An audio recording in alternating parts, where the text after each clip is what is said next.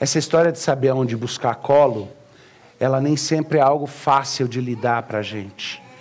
E Deus nos ensina, de fato, aonde buscar. Mas o problema é mais grave. O problema começa onde nós não entendemos o porquê é que Ele nos permite passar pelo que passamos. É o seguinte, há uma certa incompatibilidade entre o fato de que Deus nos ama, de que Deus é bom, de que Deus cuida de nós, e, no entanto, Ele nos deixa passar por aflições, por momentos difíceis.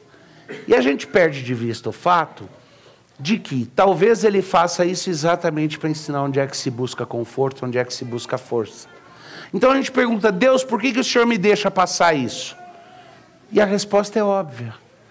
Para que eu seja glorificado em você, para que você aprenda o que eu sou, para que você aprenda quem você é em mim, para que você aprenda que o resto é ilusório. Mas a vida não é ilusória, ela é real. Mas é ilusório quando comparado com a realidade do que Deus quer nos oferecer. Realidade acaba sendo relativizada nesse sentido, e nós tendemos a pensar simplesmente uma coisa ou é real ou não é, e a gente não entende que há coisas que são mais reais que outras coisas.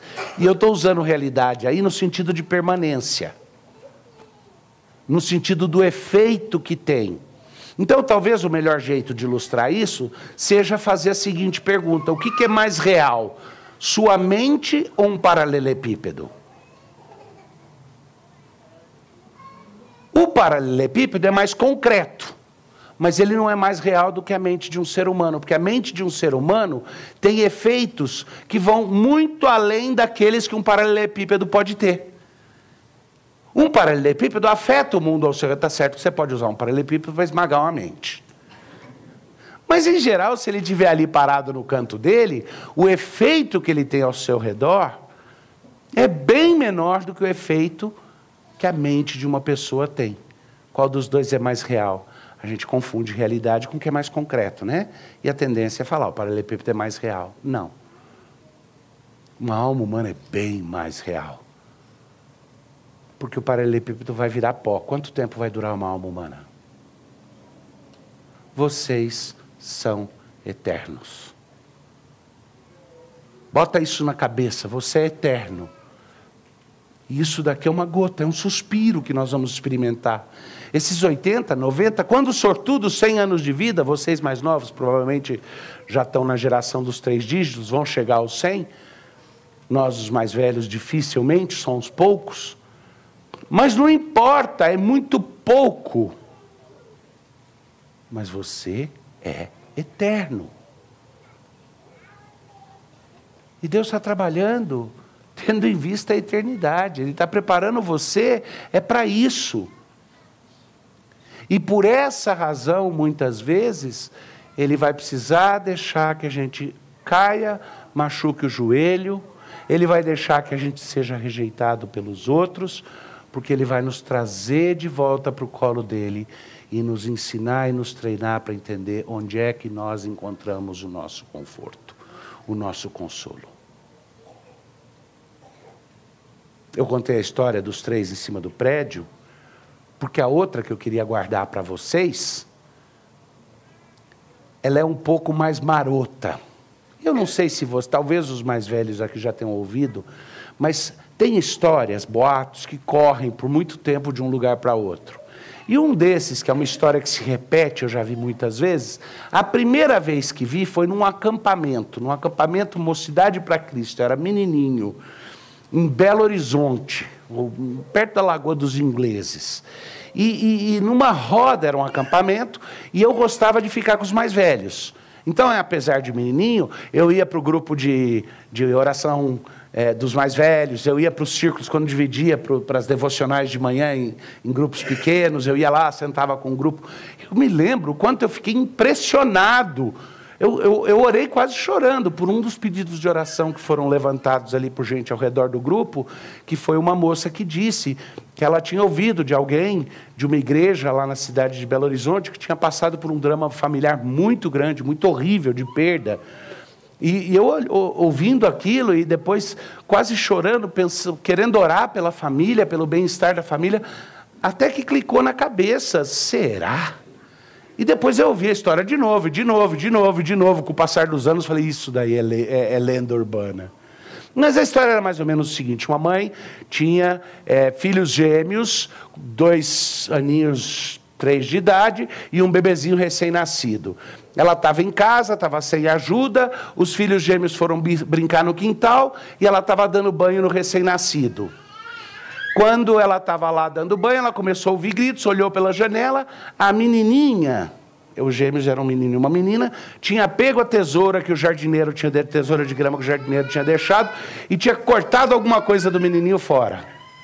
E o menininho estava se esvaindo em sangue. A mãe desceu correndo para socorrer o menininho, pegou o menininho, embrulhou em panos e subiu, entrou correndo em casa, pegou a chave do carro e foi levar o menino para o hospital. Aí o menino morreu no caminho. Quando ela voltou para casa, ela descobriu que o carro tinha passado em cima da menininha que tinha se escondido do carro e o bebê tinha afogado na banheira. Você está sentindo horror. A história não é de verdade, né? Eu duvido que tenha acontecido. Não pode ter acontecido tantas vezes para no decorrer de muitos... Aliás, meu Deus do céu, né? O que você faria numa situação dessa? Sal grosso? Mas cada um tem a sua história de horror.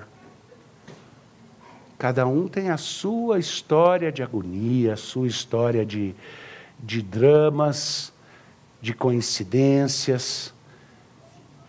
E essas coincidências, a lei de Murphy, que a gente brinca, falando que o pão com manteiga vai cair com a manteiga para baixo sempre.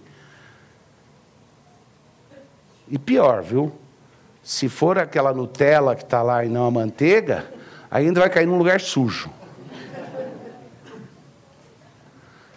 Mas a gente sabe que na nossa experiência de vida, a tendência nossa é pensar que é pior. É pensar que as coisas vão dar erradas. É suspeitar da vida e suspeitar de Deus e dos outros. Quão legítimo é isso? Porque tem outro ponto, né? Já pensou que legal, por exemplo, é pegar e ler alguma coisa na Bíblia e daí dizer para todos vocês, olha como nós somos horríveis, nós não confiamos em Deus, a gente sofre, não devia sofrer, para com isso, olha para Deus, sorria, felicidade, o céu é, como é que é a música lá do cabeludo? O céu é azul e a felicidade até existe. Mas não é por aí que a Bíblia vai. E o que eu quero compartilhar com vocês hoje é a honestidade, profundidade de honestidade existencial que a Bíblia ensina, mediante a experiência de Davi e as trocas dele com Deus. Mas eu quero mostrar onde é que desemboca. Ou melhor, desemboca é a direção contrária. Eu quero mostrar para vocês onde é que esse rio aí tem a sua foz de verdade gigantesca. Abra sua Bíblia no 6º Salmo de Davi. Salmo 6. Senhor, não me repreendas na tua ira, nem me castigues no teu furor. Tem compaixão de mim, Senhor, porque eu me sinto debilitado. Sara-me, Senhor, porque os meus ossos estão abalados. Também a minha alma está profundamente perturbada. Mas tu, Senhor, até quando? Volta-te, Senhor, e livra minha alma. Salva-me pela tua graça, pois na morte não há recordação de ti. No sepulcro, quem te dará louvor? Estou cansado de tanto gemer. Todas as noites faço nadar o meu leito, de minhas lágrimas o alago. Meus olhos de mágoa se acham amortecidos, envelhecem por causa de todos os meus adversários. Apartai-vos de mim todos os que praticais a iniquidade, porque o Senhor ouve a voz do meu lamento, o Senhor ouviu a minha súplica, o Senhor acolhe a minha oração.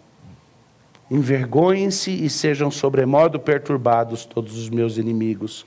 Retirem-se de súbito, cobertos de vexame.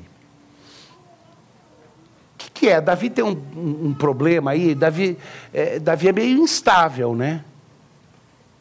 Porque, obviamente, aí ele está perturbado. Ele está perturbado por questões... Tem o suficiente de indicações ali que são questões circunstanciais. Ele está perturbado por causa dos inimigos dele, por gente que quer lhe tirar a vida. A questão ali era séria. Tinha gente que queria acabar com ele mesmo. Mas essa perturbação dele já começa nos dando uma certa estranheza. Há uma canção que fala profundamente ao meu coração e que de vez em quando eu canto ou ponho para tocar para os meus filhos ouvirem. Para a música ser perfeita, ela só teria que falar de filhos no plural e não filho. Porque a música escrita pelo nosso irmão, que já está na glória, chamado Keith Green, chama uma canção para Josias, o filho dele, Josiah. E ele compôs essa música quando o filho dele ainda era menino. E a música começa já numa nota que é assim, aquela rasteira pior que tem, bem rodada mesmo, porque a música já começa dizendo: você nasceu num mundo que te odeia. Esse mundo me odeia, esse mundo odiou o seu Salvador e odeia você. E eu peço a Deus que eu nunca te abandone na sua angústia. Mas houve um pai que abandonou seu filho na angústia por você, para que você nunca fosse mais abandonado. E aí ele diz para o filho: o que eu peço a Deus é que você entenda que nesse mundo você vai levar bofetada. Nesse mundo você vai ser desprezado. Esse mundo vai te prometer glórias e vai te pagar alguns benefícios. Mas no final das contas não vai te dar nada. Mas se você entender o amor daquele pai, então a sua experiência vai ser diferente. Essa música toca profundamente meu coração porque a gente não gosta de admitir isso, né? Nós vivemos num mundo que nos é hostil. Nem sempre, nem em todo momento e nem em todas as coisas. Há beleza para todo lado, há possibilidade, há réstias de graça que nos cercam, inclusive da graça comum. Então nós vamos experimentar a bondade de estranhos de vez em quando, nós vamos experimentar alegrias parciais, mas no final das contas, se você filtrar tudo, se você destilar mesmo no fogo tudo, nós vivemos num mundo que nos é inimigo. Esse mundo não gosta da luz. E não adianta, presbíteros, eu ia falar presbítero, mas tem dois aqui. Não adianta pensar, tá, esse mundo é inimigo no genérico. Porque esse mundo é feito de pessoas. E pessoas têm dificuldade com a própria situação delas. Elas fogem da luz. E elas fogem da luz porque a luz revela nossas deficiências, revela nossas cicatrizes, revela nossas feiuras. Nós fugimos da luz. Mas Cristo em nós nos traz, pelo seu Espírito, apego pela luz e vontade de caminhar mais perto da luz. Isso é incômodo. Nós somos pessoas incômodas para esse mundo. Então vai sim ter momentos nos quais os outros vão nos admirar? Vai. Vão haver momentos nos quais as pessoas vão até mesmo nos amar? Sim. Não é uma expectativa só de coisa ruim. Mas 10 coisas boas e uma ruim, qual é que vai calar mais fundo? É a ruim, na nossa vida é assim. A gente interpreta a nossa vida como se fosse um fio que tem uma tragédia após a outra e umas bolinhas de glória no meio, uns momentos especiais no meio. Então, esse sentimento que muitas vezes nós negamos e suprimimos, ele fica legitimado quando Davi chega para Deus e fala: esse é o estado da minha alma. E quando ele vai para o lugar certo, ele fala dos inimigos, ele fala dessa trabalheira? Fala. Mas ele diz, Senhor, até quando o Senhor vai ficar fazendo isso? Porque ele sabe que no final das contas, você vai culpar quem? É Deus. Se Ele é Senhor, Ele governa tudo. Por que Deus me permitiria passar por angústias e dores? Porque cargas d'água Deus me deixaria experimentar o que é viver numa situação hostil, o que é viver numa situação de insegurança. Quando Davi começa, a primeira coisa que ele fala é, Senhor, não me castigue, não me repreende. Eu não quero faltar com respeito. Para algumas pessoas, ele está falando no genérico. Ele começa esse salmo dizendo, não me castigue, não me repreende pelos meus vários pecados. Eu não creio. Eu creio que na dinâmica da poética aqui, ele começa dizendo, não me castigue, não me repreende no teu furor pelo que eu vou dizer. Mas eu preciso dizer. Tá? Tem uma velha música regional brasileira que diz, ora sei que a morte é certa, mas ninguém deserta se tiver que lutar. No peito, o coração ardendo, a esperança morta e o medo de não ter com quem contar. Tanta cruz no meu caminho, faca de sal, poeira, espinho, rodei por esse mundo afora. E aí ele continua, fala dos sofrimentos dele, e aí ele diz, e finalmente vim morrer aqui. Como se ele estivesse diante do altar para morrer. Ele viajou, na música ele fala que ele fez um monte de peregrinação pelo sertão e finalmente chega diante de um altar para morrer. Davi está pedindo perdão porque essa vai ser a atitude dele.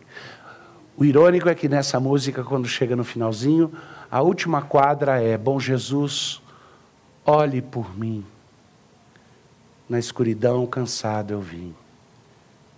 Ele volta os olhares e diz, é Jesus. Interessante que Davi aqui em antecipação, e eu vou colar isso para vocês com o Novo Testamento, ele começa dizendo, e eu creio que ele está dizendo no contexto do que ele vai falar, Senhor, não me repreende, nem me castiga, mas eu vou precisar dizer. Eu imploro, tem misericórdia, porque eu estou me sentindo debilitado, eu estou me sentindo quebrado, eu preciso de colo, Senhor, sara meu coração, sara a minha alma, porque ela está perturbada. Até quando o Senhor vai deixar eu ficar nesse estado, Senhor? Volta-te e livra minha alma por tua graça. Aí ele faz um argumento com Deus, na minha morte não vai haver glória para ti, Senhor. Porque ele está pensando no contexto da vida dele. Ele está com os olhos na eternidade, mas a eternidade ainda soa efêmera demais para ele, como para a maior parte de nós. É natural que seja assim. Ele tinha um tanto de revelação. Ele tinha bastante revelação especial que Deus deu para ele, quando o inspirou para escrever os Salmos. Mas ele não tinha a imagem tão completa quanto nós temos. Então, os olhos dele ainda estão fixados, eles apontam para a eternidade, mas ainda estão fixados naquele momento. Então, todo o contexto da angústia dele diz respeito ao momento que ele vive, como a maior parte de nós vive as nossas angústias ligadas ao momento em que vivemos, às circunstâncias. E aí isso fica personificado. São os meus inimigos, são aqueles que fazem mal, são aqueles que te odeiam. Quem é que te faz sofrer? Quem é que faz injustiça com você? São pessoas. E essa é uma segunda questão aí, tá? De honestidade existencial. Primeiro, honestidade existencial para reconhecer a angústia. Segundo, para reconhecer que não adianta querer botar pano quente e dizer, não, eu não estou bravo com ninguém, é só que a vida é injusta. A vida, quem aqui conhece essa tal senhora? O que me lembra um uma mensagem que eu recebi de um amigo essa semana dizendo assim, olha, eu estou com um sério problema, é urgente, preciso de ajuda. Minha chefe acabou de mandar uma mensagem para mim dizendo, eu preciso conversar contigo imediatamente. Aí eu não sei se eu vou lá e digo para ela que eu não sei quem é Tigo, ou se eu vou lá, finjo que eu sou o Tigo e converso com ela. Quem é essa tal de dona vida? Eu estou com raiva da vida, eu estou bravo com a vida. São pessoas. E por trás das pessoas é Deus. Todas as nossas vicissitudes têm a ver com pessoas. E em última instância, o ponto de transcendência para todas as pessoas com quem nós relacionamos é quem? É Deus. Eu posso dizer, essa pessoa me machucou, mas é quase impossível eu não continuar dizendo, por que Deus, o Senhor deixou que ela fizesse isso comigo? Porque se ela pôde me machucar, se ela teve a capacidade, tudo isso não vem dela, vem de Deus. Então essa dinâmica, ela é a segunda parte da honestidade existencial que a gente precisa ter e que Davi aqui se permite. E aí ele fala, olha Senhor, o Senhor vai deixar eu morrer aqui, na minha morte não vai ter glória nenhuma para o Senhor. Porque na morte dele, de fato, vivendo preso ali no tempo e no espaço em que ele vivia, a morte dele seria algo que humanamente não traria glória nenhuma a Deus. Estou cansado de tanto gemer e todas as noites eu encharco a minha cama de choro. Meus olhos estão cheios de mágoa, Senhor, por causa dos meus inimigos. E eu não quero ficar assim. Senhor, aparta de mim as pessoas que querem me fazer mal. Mas ele volta para mim, Senhor, de acordo com a tua graça. Esses dois pontos de honestidade, a honestidade de reconhecer a angústia, a honestidade de reconhecer que no final das contas é quanto as pessoas e quanto Deus. Recebem de Davi aqui um lampejo de esperança quando ele fala, volta-te para mim de acordo com a tua graça. Ele sabe que na graça de Deus ele vai encontrar conforto e consolo. Ele sabe que a graça de Deus é a única coisa que pode transcender até mesmo o túmulo, se for preciso que ele morra. Porque ele diz, não vai ter glória na minha morte, Senhor. Será? Ele ainda está falando como quem está vivendo daquele lado da história. Vamos olhar o resto dessa história no Evangelho de João, capítulo 17.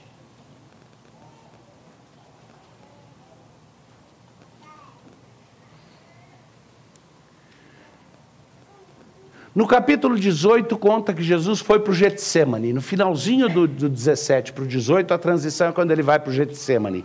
No Evangelho de João não narra o que aconteceu no Getsêmani, exceto a prisão de Jesus. A gente sabe pelos outros evangelhos que foram os momentos mais profundos da angústia dele, onde ele fez uma prece muito parecida com essa de Davi. Onde provavelmente, como bom rabino que ele era, ele tinha em mente os salmos, e os salmos de lamento, os salmos de angústia. E ele diz para o Senhor, minha alma está sobremodo abatida. Os meus inimigos querem minha vida. Ele não disse, eu encharco meu lençol de lágrimas. Ele chorou sangue. E ele disse para o pai dele, não me abandona. E o pai dele abandonou. Ele sabia que ia abandonar. Ele viveu a angústia que Davi nunca teria sobrevivido. Mas sabe qual a diferença? Que Davi teve que dizer assim, Senhor, não haverá glória para ti na minha morte, como eu te louvarei pela minha morte? E Deus disse, é na minha morte que o Senhor vai ser glorificado. Mas momentos antes ele ensina aos seus discípulos, com carinho, o que ele espera deles.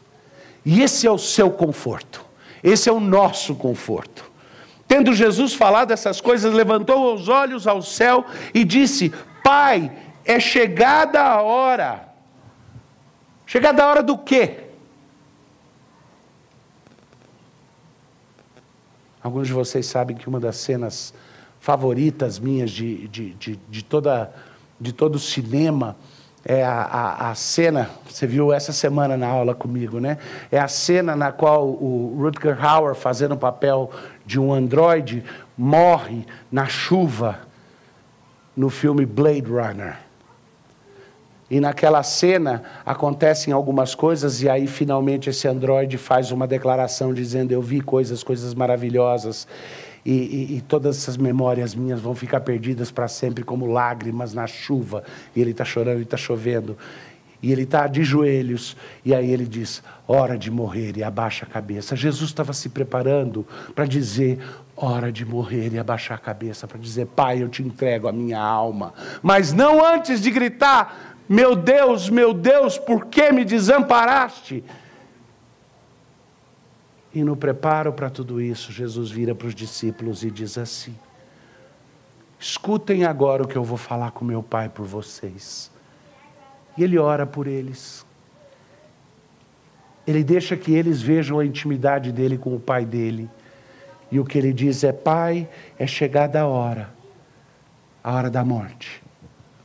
E a frase: glorifica a teu filho, para que teu filho te glorifique a ti. Essa é a primeira grande diferença, Maria, é isso mesmo.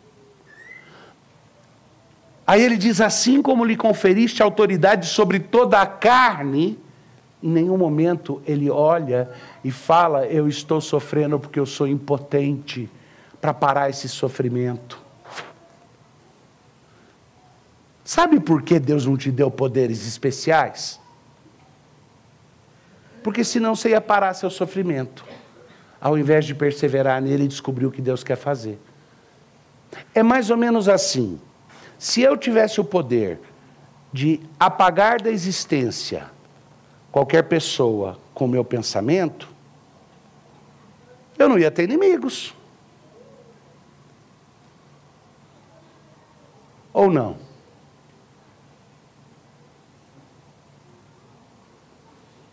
Por exemplo, você dá um pisão no meu calo, eu faço assim, você desaparece, eu não vou ter inimigo?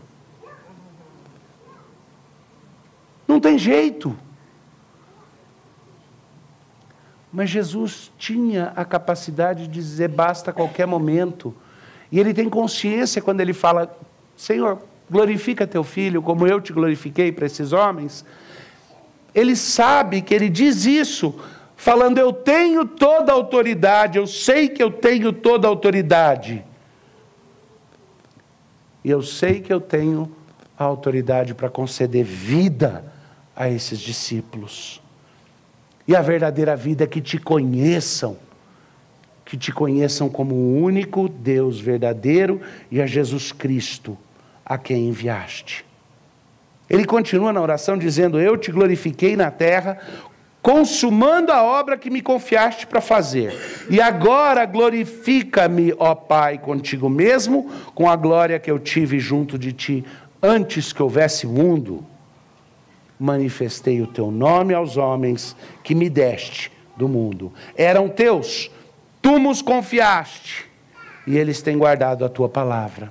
Agora eles reconhecem que todas as coisas que tens dado provém de ti, porque eu lhes tenho transmitido as palavras que me deste, e eles as receberam e verdadeiramente conheceram que saí de ti, e creram que tu me enviaste.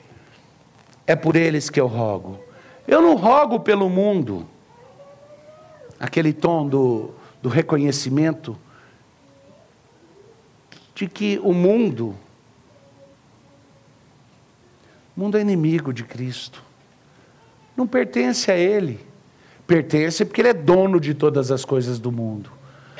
Mas os corações são rebeldes. O mundo aí não diz respeito às coisas, à história, às circunstâncias, porque Ele governa todas essas coisas. Diz respeito àqueles corações que Ele não chama de dele. Por quem Ele tem senhorio absoluto, por quem Ele tem autoridade, mas que Ele não curvou para Ele, que não se relacionam com Ele em amor.